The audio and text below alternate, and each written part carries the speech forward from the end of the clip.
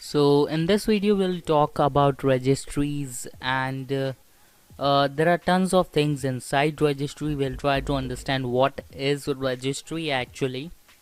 So if we talk about Flare, it contains uh, a tool called regshot or registry shot. So there are various tools available for registry scanning, and most of the times when you install software, like 99% of the times they will add some registry. So if you press Windows R and type regedit, that is registry editor, you'll find all the keys available. So there are keys and there are values available. So as you can see, this is the value. So you can find the install location of the software, and they actually add tons of things like the software should start at some point, or it should auto start and stuff. So once you open reg editor or reg short, sorry, you have this options available. So I'll be showing you how to use it. You should just go and do a short first while the system is stable and changes are not yet been made. So before installing any software, you have to click on reg short.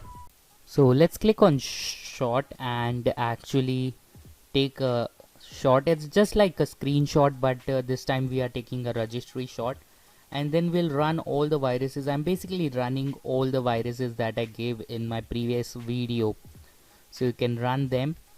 And now we have to take a second shot, so we'll do a second shot. So once you install any program, or even if you run any program, in 99% of the cases they do add some registry. So we have some changes available. So these are the keys and the value available over here. So basically I showed you where is the registry, and now let's compare it. So if we click on compare, you will notice that it is actually comparing and telling us that two keys are added or two things are deleted. So if we take a look at the options over here, it is actually adding two keys, and you can go and check the keys as well. So it is generating some keys over here: enable file tracing and enable console tracing and stuff like that.